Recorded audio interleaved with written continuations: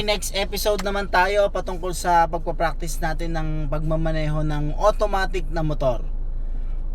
Sa ating pagpapractice, anumang gagamitin nating motor, manual man o automatic, mahalaga na meron tayong mga safety gear. Yung safety gear natin, isa po dyan yung helmet. So mahalaga yan. Ayon sa Republic Act 10054, use your protective helmet. Tapos meron tayong gloves.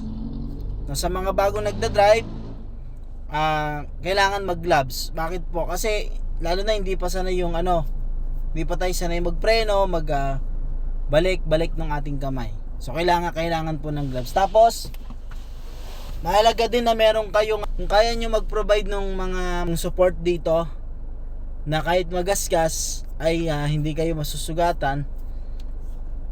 At sa tuhod, maganda po makapagsuot kayo. Pero kung wala namang gano'n, pwedeng makakapal na jacket or long sleeve. Para in case matumba, magasgasan, ay hindi kayo basta sa mga balat. Kasi prone talaga sa pagkabagsak pagka magpapasimula pa lang na nagmomotor.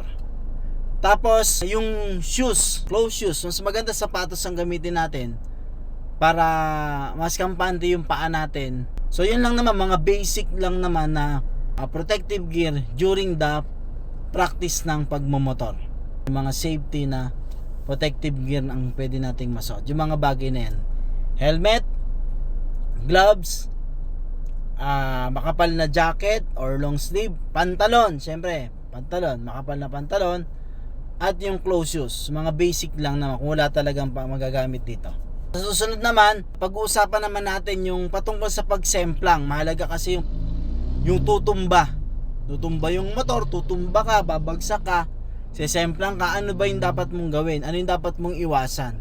Lahat naman ng bagsak mali pero worst case, mabalian ka pa pag bumagsak. So kailangan pag-uusapan natin yan.